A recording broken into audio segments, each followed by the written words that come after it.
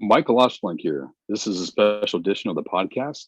I have professional photographer Beau Simmons and Army Rangers Dan Blakeley and Tom Amenta. They created the new book, The 20-Year War, a photojournal dedicated to veterans of the global war on terror and their stories. How you doing, Dan, Tom, and Beau? Doing great. Thanks for having us. How are you? Thanks for having us, Mike. Yeah, definitely. Before we begin, I do want to do a shout out to JC Glick, who is also in the book, The 20-Year War, a friend of mine. And I've got to tell you guys, it's awesome to read his section there. So I actually learned that he's writing two books and he's questioning Maslow's hierarchy of needs. So the minute I read that, I actually reached out to him, and he and I are speaking this coming weekend. It's like it's like I had to read about him in a book. So it's good stuff. Before we jump into your book, The 20-Year War, your all story, what led you to create this book. And I don't want to say author this book because it's more of an immense creation. And we'll get into that in a moment. But can you guys tell me your individual stories? And I know Dan and Beau, you guys have been friends for a long time. And Dan and Tom, you're also Rangers, so you share that in common. Yeah, I can start since I guess I'm the thread that ties the two together, or the three of us together.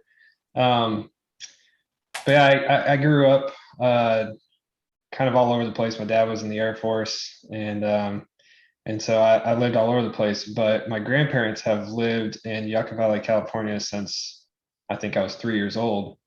And it just so happened Beau grew up two doors down from my grandparents. So ever since I was 6 years old, I've been knocking on Beau's door trying to hang out every summer.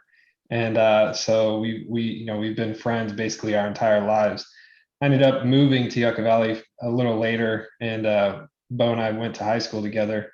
Ended up graduating early, and then joining the Army, and ultimately ending up at Second Ranger Battalion.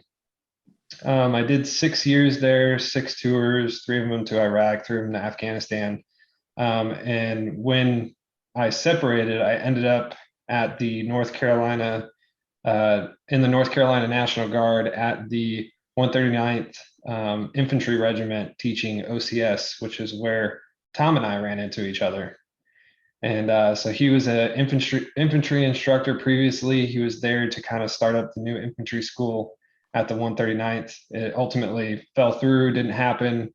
We kind of had to pivot and teach OCS to up and coming officers and cadets. And I knew his history from Ranger Up and everything he had done. We stayed connected over the years. And fast forward 8 years, and I reached out to Tom once Beau and I started talking about this book, which was kind of by complete happen chance. Beau and I have stayed connected, but we've definitely lost connection over the years. We didn't, communicate regularly. It was usually visiting, once every couple of years or something. But I'll let him tell his side of it. But ultimately, he decided to move his whole life out here to North Carolina, where I'm at, and he was talking about doing a photo book. And I had just started to try and reconnect kind of with my veteran roots, I suppose you would call it. And that's when I told him, this year is such an important year. It's the 20th anniversary of 9/11 and the global war on terrorism. We really need to tell the stories of veterans, and especially the veterans who have served. But let's not focus on the combat stories. Let's focus more so on the journey, and why you enlisted, what your service was like, and what it meant to you. But then let's focus on the transition piece, and who these people are now and what they're doing today. So that's kind of our story and how it all got connected. Oh, the last piece to that is once we got started, Beau and I got started, I called Tom. Tom was one of the first people. I picked up the phone and called him, and I was like, Tom, I need your help here. We're doing this incredible thing, and I want, I need your black book. And I'll let Tom tell that side of the story. But really from there, that first phone call, the rest is history, and Tom's been on board with us pretty much ever since. Nice. Tom, before you get into the Black Book and a little bit of your story, let me ask Beau, because you're a professional photographer, with a kind of international career. Um, and if I remember correctly, New York and California and other such places, and then you moved to North Carolina, which seemingly shifted your whole life. Can you talk a little bit about that?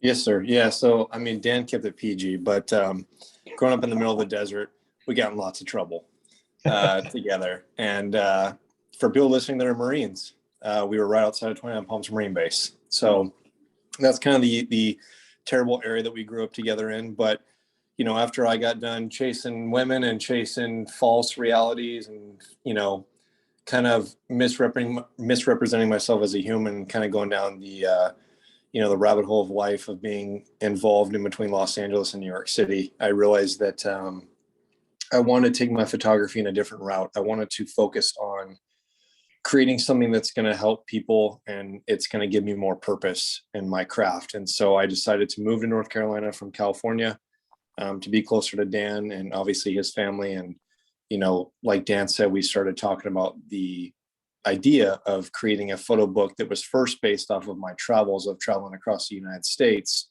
And I was asking him about possibly donating some you know, proceeds of my personal book to a veteran organization that he recommends. And he just came up with a better idea and was like, hey, we need to tell the stories of veterans. We need to create a book that's focusing on the 20 years that we've been at war. And from that point on, I mean, I remember we were sitting in his living room talking about it. I was sold on that. That's awesome. And we'll keep it R rated for the listening audience. But I can just imagine the kind of trouble that you and Dan might have gotten into. How about you, Tom? Tell us a little bit of your story. So, you know, I enlisted initially in the 75th Ranger Regiment on my 18th birthday, pre 9/11. And then I did that until 2004, got my degree of political science from the University of Illinois, and then started the Veteran Lifestyle Apparel, or one of the guys that helped start the Veteran Lifestyle Apparel company, Ranger Up. I did that for a while, about 8 years. Also the all veteran produced film, Range 15. So I've done a lot of content creation, 100,000 K YouTube channel, things like that. I bounced around a little bit. And then just through a series of, you know, sometimes you have the highs in life and sometimes you just sort of hit the skids and the lows. You know, between leaving Ranger Up and then shortly after that, separating and now being divorced from my ex-wife, I decided to go backpacking. So I took a ultralight backpack and went all the way around the world. And as I had gotten back, I did a podcast with another veteran, Dan Charlton, on his Big Dad Energy podcast. And Dan had heard it and he was like, dude, I really appreciate what you said. I've got this project that, you know, my childhood best friend who's a photographer and want to do. And Dan's not the first vet to pitch a project to me. And usually I'm like, have you thought about this? And I just end up kind of being like the crusher of hopes and dreams, because it's not the project's good or bad. It's just that, like, you know, I know what it takes to make a project successful. And I just try and be really, you know, honest with that and like the work it's going to take. And as Dan's telling me about this, he's like, we're not going to focus on the war story. And we're going to talk about the transition and we're going to talk about the next mission. And I'm like, yeah, I'm getting super, super excited, Mike. I'm like, yeah, let's, you know, like, I'm like, yeah, man, like, well, what do you need? And he's like, well, you know, we need more veterans for this. I need your little black book, like whoever you can put us in touch with. So at this point, I am just like hyped. Like Dan was the Flava Flav hype man of all Flava Flav hype mans, and I'm just like ready to run through the wall for him.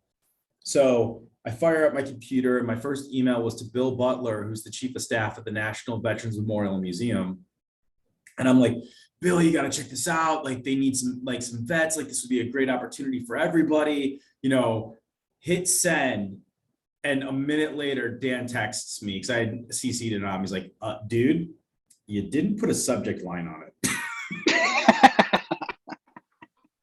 So I'm like, oops. So I made sure that the next email that I sent out, which was to General Votel, who eventually was gracious enough to do the forward for the book, did have a subject line. And actually in the middle of me writing that one to him, Bill Butler got back to me within like 10 minutes and was like, yeah, I'm in. And the project started from there. And what was crazy about this one, again, like I'm used to, you know, people saying no for like content creation. And being like, oh, well, maybe, or, whatever. No one said no on this project, Mike. It was all organic. It was all word of mouth. And we had a couple of people say, I can't do it at this time. And like, that was the only time it was going to work, but no one ever said no. It's just one of the most incredible projects I've ever been a part of. And, we just went out there, and Beau got on the road, and, he was sending me the audio files, and I was also in a transition myself from Chicago, where I had been living, to Omaha, Nebraska, where I am now. And so I'm literally getting these audio files from him as he's on the road every day. And I'm sitting in the Embassy Suites bar in La Vista, Nebraska, and shouts to my favorite bartender in history, Sherry, because I would get in, she knew what I was doing. And like, they have that free like happy hour at the Embassy, and those heavy pours of House Cabernet really got a lot of this book written. So as we like to do in long form, shouts to Sherry for helping us get this book done. Well, thank you, Sherry. And speaking of being on the road, so you guys, 71 veterans that you guys have in the book. You guys hit 42 states in 61 days, which is 16,000 miles. Whoa. Tell us that story. That was, well, Road like trip. Tom said, well, he was, sitting in luxury. I was out in the freezing negative temperatures. So it was kind of funny that, we kind of we decided back in January that we basically needed to do a road trip to capture as many stories as we possibly could. And so I think it was probably a week before my trip. We only had about maybe 5 or 6 veterans lined up. And my initial goal was to try and get 30 on the road, because I was driving from North Carolina back to California and then back home again. And from there, it kind of, I think once I got on the road, I headed straight up to Michigan in the heart of winter in January, and was like stopping by and like hanging out with ice fishermen and staying in like little $40 a night motels. And I think once I got out to California, halfway through the trip, Dan was coordinating with me and sending me new veterans to meet up with on the road. And after the trip, I spent about a month and a half on that first road trip. We had a little over 35 veterans photographed and interviewed. And that was kind of just the first big push that we did. And then, Tom and Dan went with me to New York and then to Maine. And then I did a couple of trips to Florida, but it was kind of all over the place. I mean, if you looked at a map on the US, I was zigzagging all over for about 3 months. Hey, Beau, what did you learn about yourself on this road trip? Going back to my initial introduction, I've always been kind of doing things pretty selfishly as an artist. In the photography space, I was making good money, but I was never really focusing on how I can help others. And I think I've realized that out of these 71 veterans that I've met, who I now call my friends, I got to realize that, they're everyday people like myself. And I think that for people listening that might be artists, or they might just be people that want to help others, you truly find success when you start helping others. When you put a project together and you're passionate about something, find a way of how you can relate that into helping somebody else. And I think that's where the true success comes from. And that's just one of the many important lessons that I've learned so far in this journey with Tom and Dan and these 71 veterans. Man, that's awesome, Beau. Hey, Dan and Tom, these are fellow combat veterans. What are your takeaways? What did you two learn by reading other veteran stories? That something that General Votel put in his forward, and I think it perfectly captures really how I feel about reading all these stories and listening to all these stories and meeting many of these vets in person, is although all 71 are unique, I think everybody does have, the uniform is what has tied us together. Our service and our willingness to volunteer and serve our country is the one thing that ties us together. And even after we transition and we decide to move on and do something else, it's still the same thread that ties us together. We are still looking for a way to serve. It's whether we're looking for a community to be a part of, to be a leader in our church, or start up our own business, or be part of a new organization. It's very incredible and powerful to really read these stories and understand that the service didn't end when we took off our uniform. we're still seeking that. We're still wanting to give back in some way. And that's perfect to Beau's point. Something that he learned on this journey is, I think that's exactly it. It's that trying to serve others, you get so much more from it. And I think that's why people who do serve and continue to re-enlist, or stay in for 30 plus years, 20 plus years, whatever it is, why they keep doing it, because it's an incredibly powerful thing that you don't want to lose touch on. Tom, I'd like you to answer that question, but also, Tom, I'm curious too. One of the themes I see in almost all the 71 is the challenges a lot of these folks face leaving the service. And I'd like you to speak to that as well. Yeah, no. So I think that one of the things I totally agree with Dan and Beau about service and continuing to serve. I think that one of the things that really blew me away was how unique all 71 stories were. One of the conversations that we had is like, okay, well, if someone has like the exact same story, what do we do? Do we, just separate them in the, in different spots in the book? Like if we keep hearing the same thing over and over again, does someone eventually get cut? We didn't have a fixed number of stories we were going to tell. We just wanted to make sure that it was unique and it was interesting, right? And so what we found was that the reasons that people chose to enlist and were inspired to, and what they chose to do and what they choose to do when they continue to serve the United States, as citizens of this country, to make their communities better, we're all 71 are so different and so unique. It really ultimately became this really beautiful sort of tapestry of what it is that makes America great. America's strength is in its diversity. America's strength is in the uniqueness of its people. And that's one of the things that, like General Votel said, I really think that people are going to see themselves in these different stories, whether they served or not. And I think that that's because this, on a lot of levels, is the reflection of who America, really is in some of these stories. And as far as transition, I had a really rough personal transition. And I start there because 6 weeks after I was done in a combat zone in 2004, I was in an 8 a.m. economics class at the University of Illinois. And that's, and it took me a long time to be able to detangle my identity that I had forged and was really, really burnt into my head of being a Ranger, as sort of the core of my being, to, saying, hey, my next mission is, X, Y, or Z. It's to be a citizen. It's to continue to move forward that way.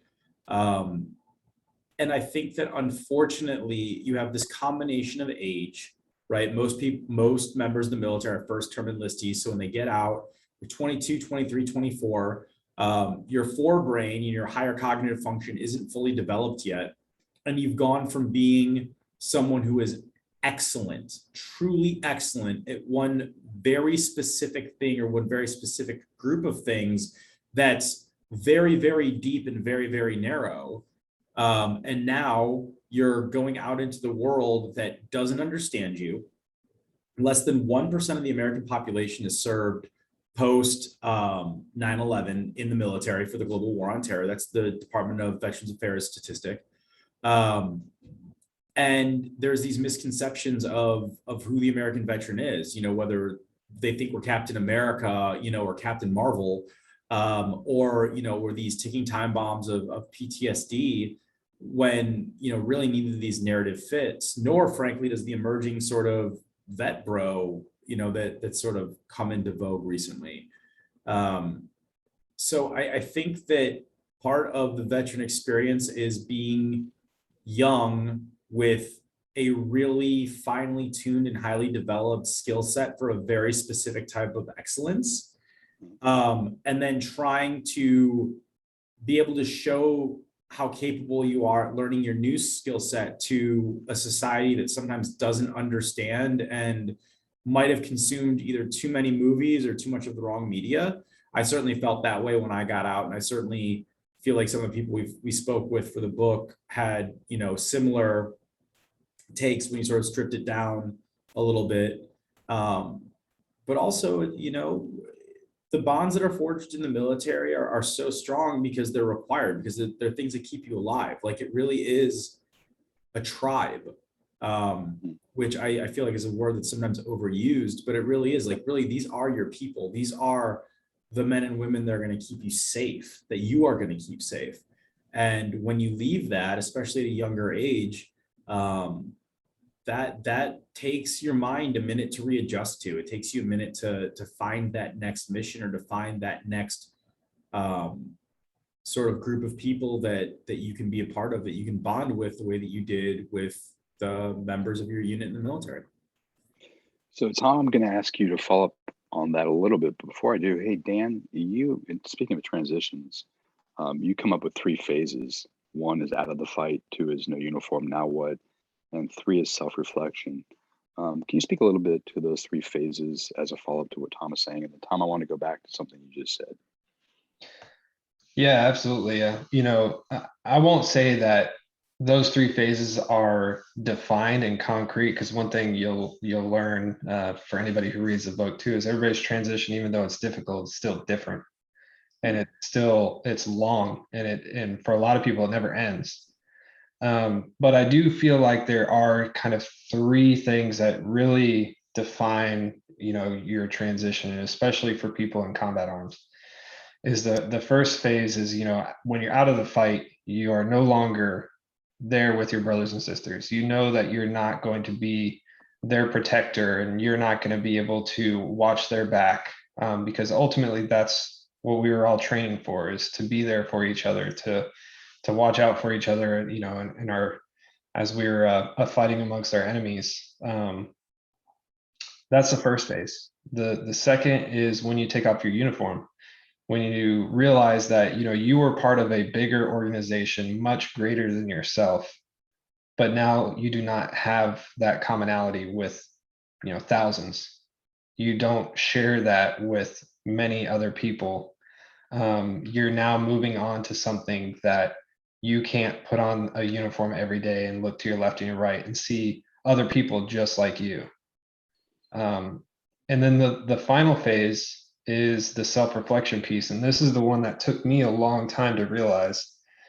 It took me 8 years really to realize that this was probably the most critical phase in the transition.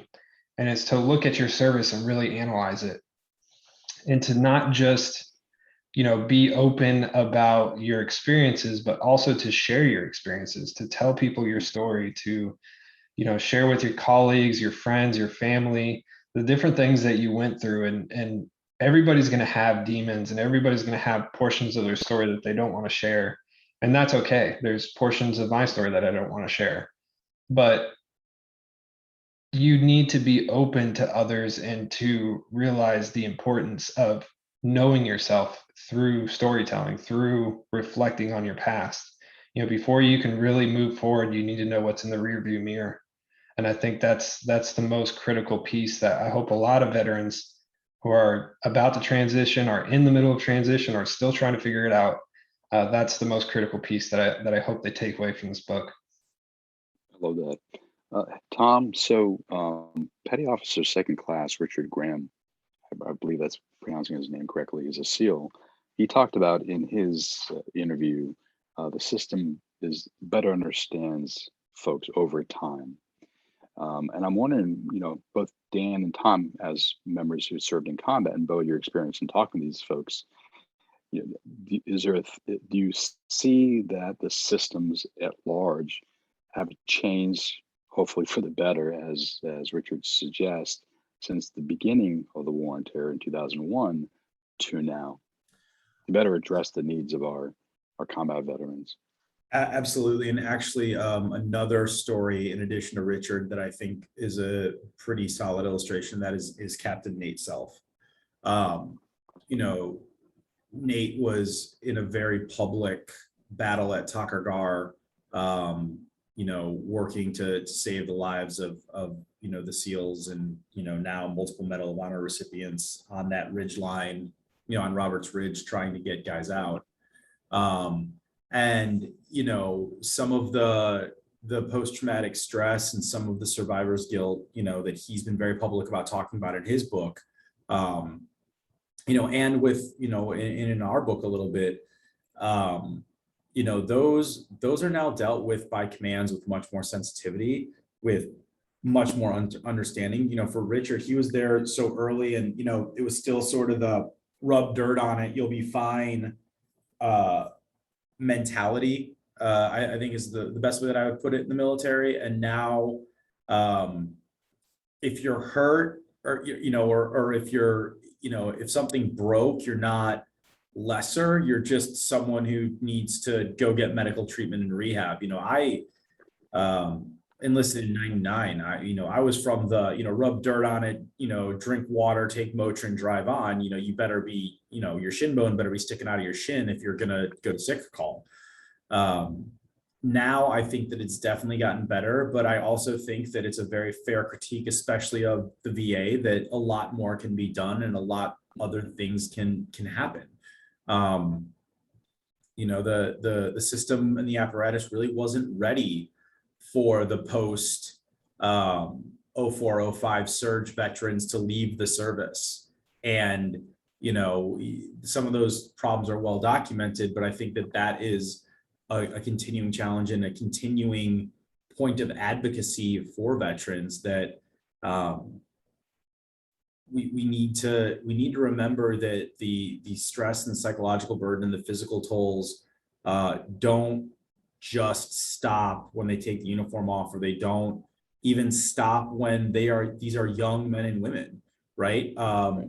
We have members in this book that have lost limbs, that have TBI, that friends of ours who didn't make the book have the same things. And these are lifelong medical conditions. These are things that are never going to improve. They can only, their side effects can only be minimized and dampened. And that is definitely something that I think going forward, while we have been better, there's much more that can be improved.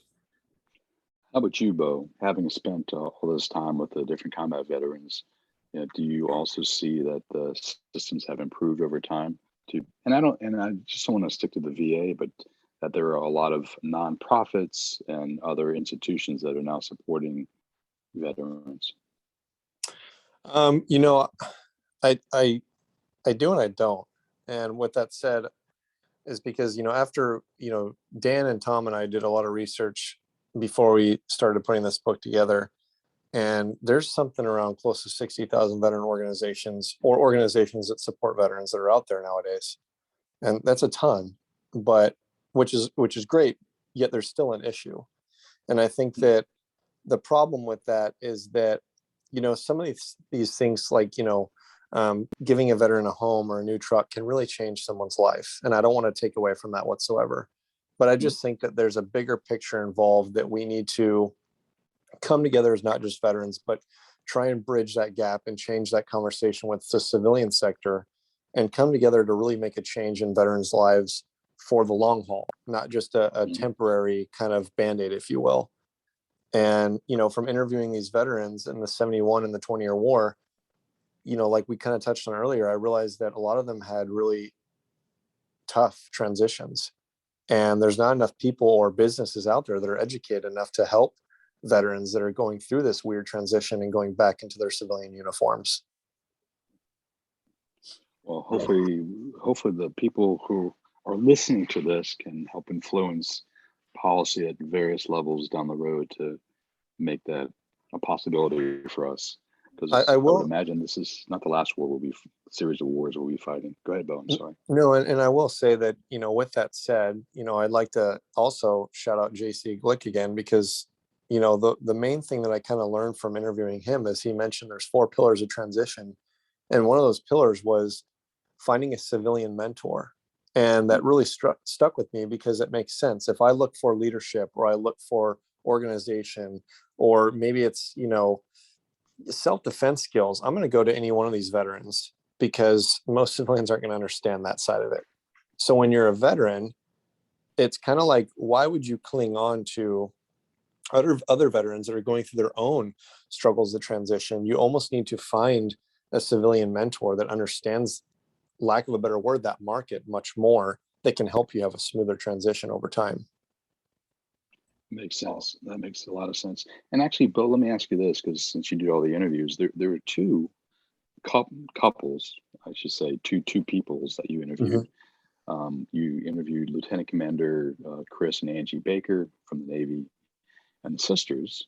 Yep. It was Lieutenant Colonel Katie Crome, hopefully I pronounced her name correctly, and Captain Christine Schwartz. What was it like to interview both of those together? You know, some of those, it's hard to really play favorites, but some of those moments were my favorite because they were so unique of meeting up. You know, if you look at, for people that, you know, are gonna, you know, possibly have a book in hand, have the 20-year war, they want to find it and look through it. When they look at the portrait of the sisters of Christine and Katie, it's kind of an interesting dynamic and contrast between Christine being out and Katie still being, you know, serving as an officer. And you can see her in uniform, and then you see her sister in civilian clothes.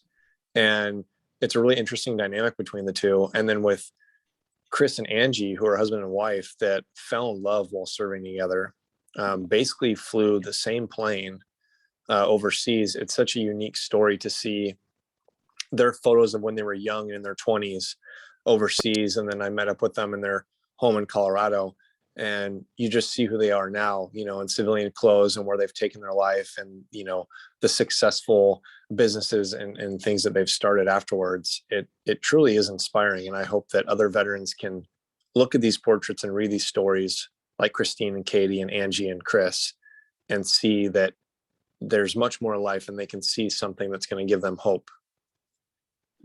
And speaking of pictures are worth 1,000 words. Your pictures are amazing. Oh, thank you. How you chose. You're welcome. I'm not surprised, because you are a professional photographer. They should be good. How did you choose which pictures to include in the book? I think Dan and Tom will love this answer, but, you know, this was kind of one of the things that we talked about in the beginning, and this was kind of my artistic sense, is that I didn't want to, you know, bring studio lights and bring a makeup artist and bring a stylist and then set it up against a backdrop. I wanted to capture these people as raw as possible. And I think that's the important thing about this, is photojournalism that's in this book. And I think that I basically went ahead and, you know, when I spoke to every veteran on the phone and I brought the idea and got them interested in it, I told them, you know, where do you want to meet? Do you want to meet in the comfort of your own home? Do you want to meet in your business? Is there like a local park? Is there something like a hobby that you enjoy doing? And, you know, some of them didn't really know. Some of them gave me really awesome, easy answers to where it made my job easier. But the ones that didn't, I appreciate it so much more, because I would get there and meet up with them, and I would just find a spot where the lighting was just right, or it was just a perfect scenario that kind of tied in their story. And I wanted to capture them on film and make it as authentic as possible, and not take away from, you know, their facial expressions and who they are. And I know Tom will contest to this personally. For him, I met him in Chicago at his home. We had absolute shit for lighting. We didn't, you know, it's hard to take photos inside an apartment, but he had this like awesome ring light set up, and we just positioned it in one corner, and he stood there, and we captured more of a profile shot of him. And I remember, you know, he was showing the photo to his girlfriend, and he was like, man, I look old. Like this, it's not like a pretty polished, you know, Photoshop, like awesome kind of image of me that I know he's had his photo taken hundreds of times. And she was like, no, but that's you. Like, that's the man that I'm with. That's who you are now. And I think that was so powerful to hear from him and from these other veterans, that, you know, it was just something so organic and authentic to them. Do you want to respond to Beau? It was actually amazing to watch him work. And then the other thing is that, because Dan knows me and he's smart enough to understand that sometimes on mission you don't need to know things. Beau's being really humble in the fact that he's kind of a wild man, and the fact that as an artist he just had such a clear vision for some of this. Like, it was only after the book was done and sent to the publisher that they told me how few pictures Beau took at certain times, because I come from, the fashion side too. And I come from where everything's shot in digital and it's 100 shot bursts. And, you know, when I'm looking for my apparel photo shoots, you know, I want dozens and dozens of options. And, you know, they're like, yeah, Beau took like one picture of this one person. We're not going to tell you which one it is, but it was only one. And I'm like, and I'm looking at him and I'm like, I'm going to kill you. Like, I don't care that it worked out. I don't care that all these pictures are gorgeous. The fact that you thought you could only do this with one, like, that blew my mind. Okay. Because that's not what I'm used to.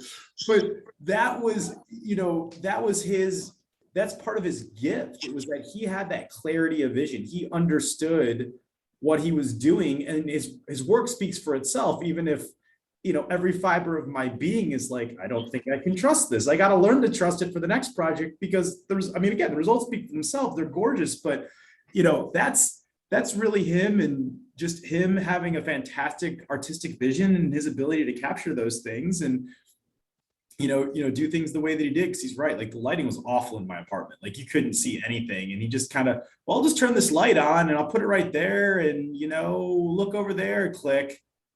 What is There's that? Tom. You know, Yeah, like, and to even kind of add to that, Mike, and we'll keep it short because, you know, viewers, it may not be that interesting to me. I find it kind of fascinating, but you know, I'm used to taking those I guess you would say few photos, because I shoot on film still.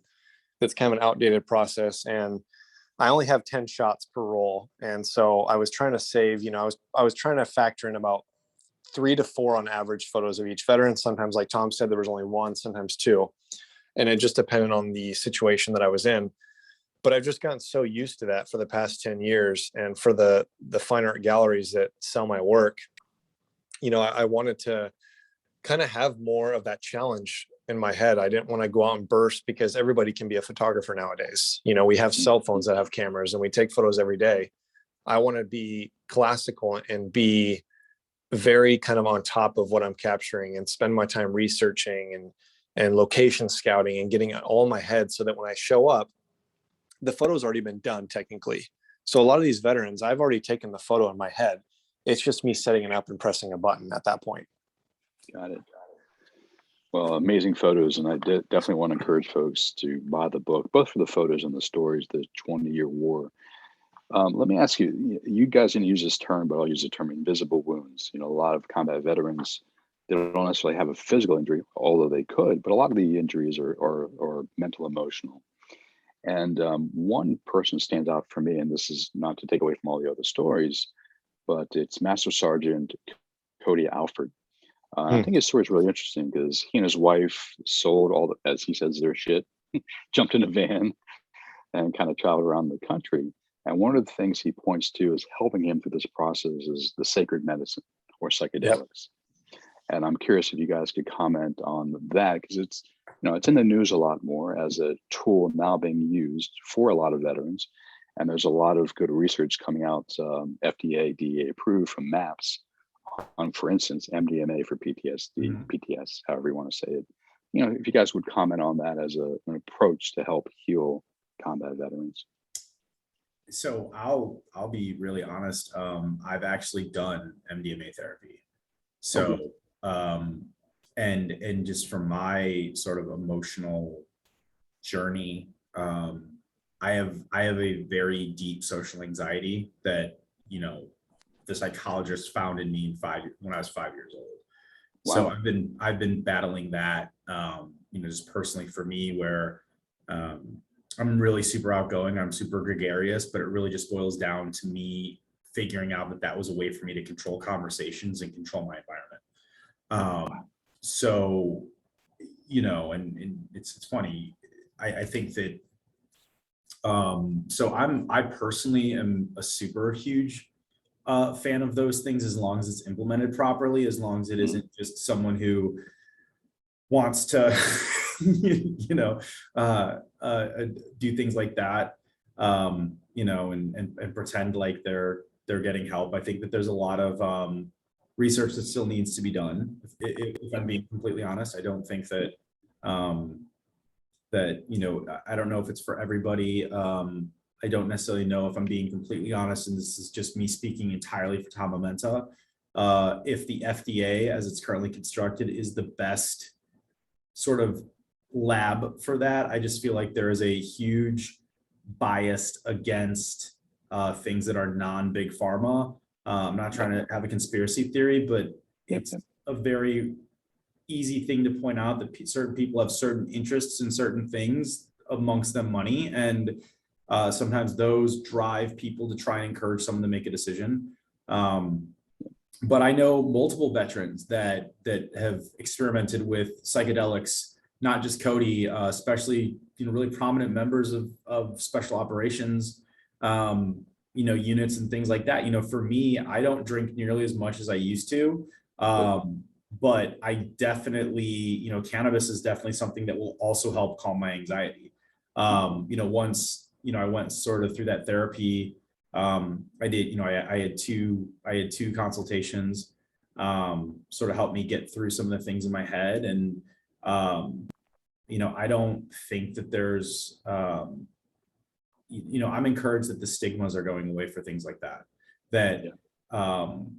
there's something very powerful to me about the notion that people have been doing this for thousands and thousands of years, all up a generally similar vein, to either, help quiet the mind or to allow you to process certain things. Or, even the concept of the Native American vision quest on peyote, right? It's meant to have a deeper understanding of yourself. And so I do think that there needs to be some sort of medical, doctoral, psychologist, psychiatrist sort of control, if you will. I really don't recommend some random person deciding they need help with their mental health to just, do a mushroom cap or, drop some MDMA. I do think that, and so far the research has shown, quite frankly, from what I've read, that, it's not just the drug, it's the drug and the therapy. It's the drug and the talking. It's the person who can help guide you through these experiments, or through these things to have a conversation with yourself. And I think that that's the most important thing. And I think that it's, for me at least, it was like having something calm down my anxiety and have me feel really, really happy as I talked about some really, really sad things helped. But I also think that light therapy helps. I also think that, there are a lot of other ways out there as well. And I think that the net point, and I apologize, I am rambling a little bit and I understand that, is that the more open someone's mind can be and the more that they are willing to admit that there are things that can improve in their mental health and things that can improve in their lives, and are willing to seek methodologies to help that with, proper guides. You know what I'm saying? I think that I do. I think that is really what I would encourage everyone to do. If it's just talking, even if it's telehealth, man, like go talk to a therapist. If it's you've got some really deep stuff. I know one former Ranger guy that, went down to Peru to do an ayahuasca cleanse and said it was transformative and absolutely changed his life for the better, and is now a very, very large proponent of psychedelics, that, for him has improved his mental health. And, I'm here for it. I think that you've got to find your own path, and I think you've got to be open to it. And I also think that it's just the drug. I think that it's way less about that and way more about finding the proper therapy with the proper guide and having the authenticity and honesty to say, hey, I need to find a way to improve my mental health. I think that's really the core of it. Completely agree, Tom. And I'll just kind of reiterate, setting is really important. It's really important to have a good guide. You don't want a quote unquote shaman who studied something for a weekend. The integration afterward is really important. Just so you know, I actually did my master's thesis in the 90s on the therapeutic uses of MDMA and LSD, way before the MAPS clinical protocols were initiated in the early 2000s. So I support all that you're saying. And, you also mentioned other avenues to explore. And in your book, you guys, there's one, I wish I could remember his name, but he does farming therapy. Maybe you could talk about him if you recall that story. Yeah, that's that would be Eric. Thank you. Yeah, so it's it's either Eric or John Jackson, but both of them are farmers. One is John Jackson, who is an Army Ranger who he owns Comfort Farms, who is Yeah, named Comfort Farms. after. Thank you. Yeah. Yeah. So if it's John Jackson, yeah, he lives in Georgia, and he named his organization after his buddy that was killed overseas in combat. And to kind of give you more reference on that, when I met up with him and took his photo, it's a beautiful location. He's got sheep and pigs and chickens and everything that's self-sustainable. He's got a whole vegetable garden set up out there. He invites veterans to come out and work, and they do like kind of family dinners. They just had a massive event just a few weeks ago that was sponsored by a big barbecue company. But it's just incredible to see, people like John that are doing something to help give back and to other veterans and people around them. And to touch on what, Tom said, if we're going back into Cody Alford's story, I think that it's definitely those taboo conversations that most people just, quite frank, aren't educated enough on. And I don't want to go into the politics of it, but I just think that, from my dad, who practices medicinal marijuana, which helps his cerebral palsy, and he microdoses with mushrooms, and that helps him with his anxiety.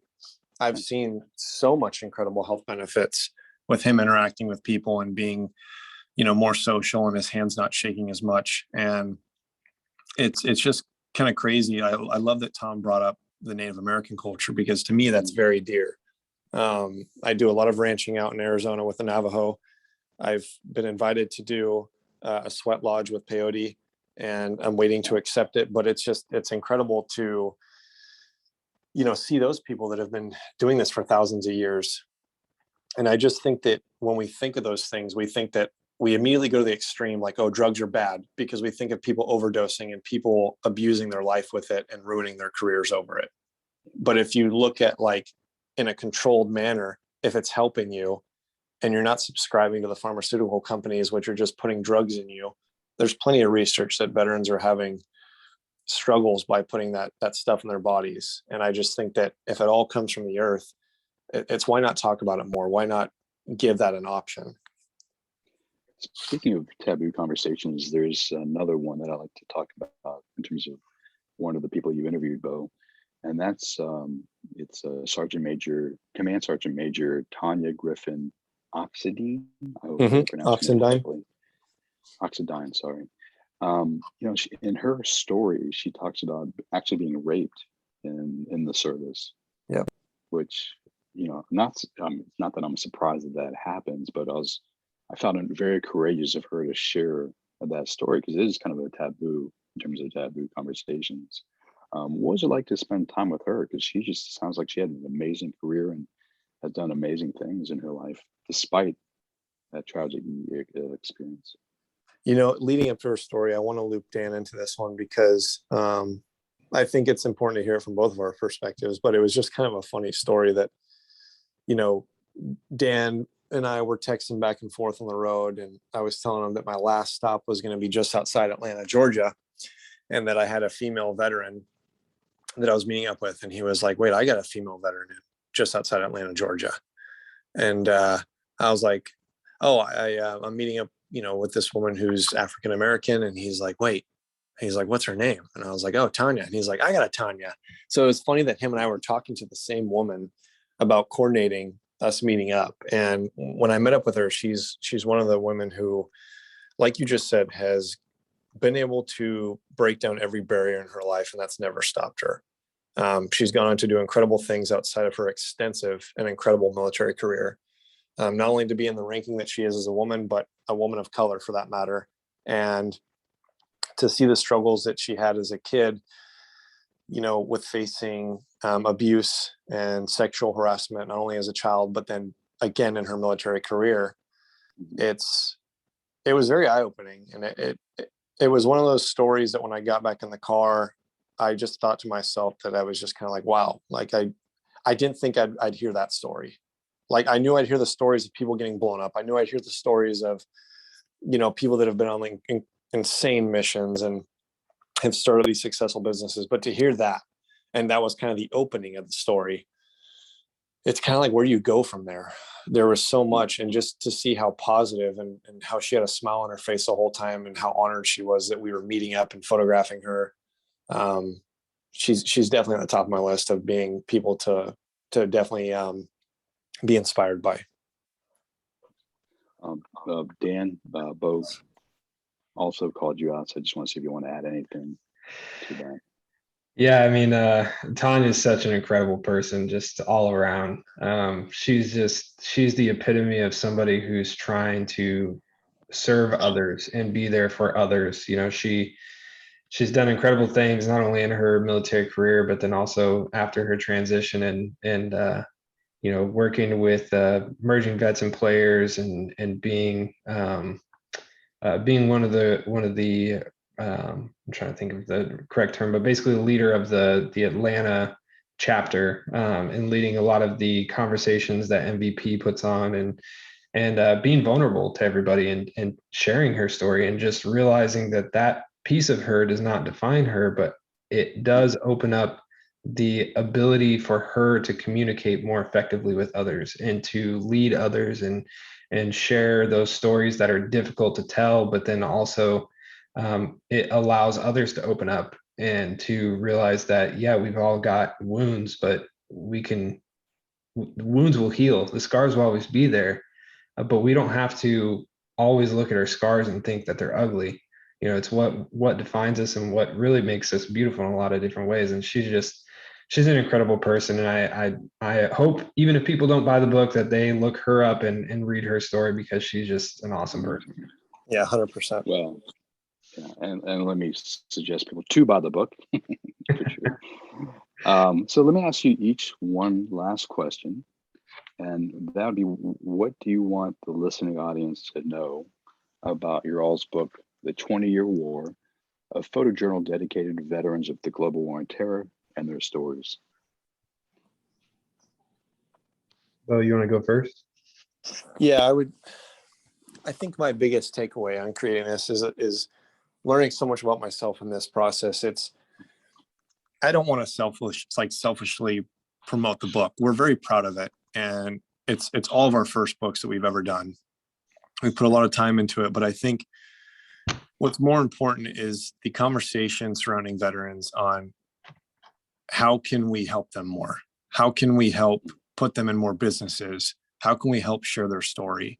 And I'm very honored that we have 71 veterans in this book. And I hope that we can continue to maybe do more books, maybe do sequels if this book does well enough. But I just hope that the ongoing conversation continues and that it's stronger than ever, that we've ever seen before. And I'm just truly honored for the men and women that have served for our country and that decided that they wanted to be a part of the 20-year war and have their photo taken and have us interview them. That's probably my takeaway. And I know that Dan and Tom have a lot more to say because, that they've been in those shoes, they've been overseas. And again, I'm just a civilian, so I don't know much about that sector, but I've fallen in love with the process. And I hope that when people open this book, that they appreciate it as much as we do. Thank you, Beau. How about you, Dan or Tom? For me, especially with the recent events that have happened, it's been unfortunate, perfect timing how this has all played out. But I was really feeling a sense that people were losing a connection to the veteran community. I felt like people were forgetting about the wars that people were still fighting in overseas, that they were forgetting that there was even a conflict, that there was a reason for people to even serve. And I felt, even some of the people that did know those that are still serving, they're not hearing the right stories, or they're taking away the wrong pieces of information from these stories. And what I hope that people get from the book is that no matter, when somebody served in the last 20 years, no matter what they did, no matter what MOS, what branch, what rank, it doesn't matter, that coming out of this war, our nation's longest conflict, that we are going to have the greatest generation, the second greatest generation, because everybody who has served in the last 20 years has a certain level of experience that we haven't had in peacetime, that, people can really become incredible human beings in their communities. And it's all because of the experiences that they've had in the last 20 years. So that's what I'm hoping people get from it. Thank you, Dan. And how about you, Tom? Well, I think there's two lessons that I hope come out of this. The first for fellow veterans like myself, that this book can serve as a powerful reminder that one, we did our job, and service members continue to do this job honorably in some of the most difficult circumstances. And that when we transition, when we take our uniform off, our competitive advantage and the thing that we carry forward that I think is a thread through this book is our ability to adapt, overcome whatever challenge or task is put in front of us, and to work hard, as hard or harder than anyone else in the room. Those are really the things that if you learn the right lessons from your time in service, it's that to be adaptable, to refuse to quit, and to work really, really hard. And then for civilians that are curious and want to understand more of the veteran experience, is one, that those are the things that we bring to the table. We're not Captain America. We're also not broken by some of these experiences. And to see, one of the things we wrote in the afterword, almost how frustratingly normal we are. I think that as there's less people that have served, because we don't have a draft, and these wars haven't required this massive human capital expense, right? In comparison to previous things, I think that there's some mythos and meets spin meets sort of narrative, simplistic narrative that's out there. And I really hope that civilians can look at this book and have that clutter cut through and see who the average American veteran is, and that is the person that is halfway down your block, that just chose to do this one job for a period of time and is now continuing to work to make America the greatest country in the world. Those are really the things that I hope that people get out of it, along with a little bit of also what Dan said, where now veterans and the service members are back in the conversation. Unfortunately, we could do an entire other podcast about what's going on in the world today, but at its core, you serve, it's called service for a reason. It's because we're willing to sacrifice certain things for a higher calling and a greater good. And we did that honorably, and but it was still a job. And we were aware of that, and I just hope people can see the sort of trade-offs to those things. Now, where can people find the 20-year war, a photo journal dedicated to veterans of the global war on terror and their stories? And not only find it, but obviously I want to encourage people to purchase it as well and read the amazing stories of 71 combat veterans. So a couple different places. I highly encourage anybody to go to 20yearwar.com, and that is spelled out TWENTY, yearwar.com. You can purchase it directly there on the site. There's a standard edition and a limited edition, but we're also going to be carrying these in a few museums and that I highly encourage people to go visit. There will be some copies at the National Veterans Memorial and Museum in Columbus, Ohio. They do an incredible job showcasing what a veteran is and telling their story. And we're also doing a book launch event actually here on 9/11 at the museum, and then also at the Airborne and Special Operations Museum in Fort Bragg, North Carolina. You can also pick up a copy there. But again, another incredible experience for people to understand what warriors go through, and especially as an airborne and special operator, what it takes to be a 3-time volunteer. And people can get a book there as well. Great. Well, let me encourage folks to do that, the 20-year war. Dan, Tom, Beau, I definitely appreciate your time. I wish you guys much success on this book, and may it help make the changes you guys are all hoping for. Thanks for joining me on today's podcast. Hey, thank you, Mike. We really appreciate your time. Yeah, thank you.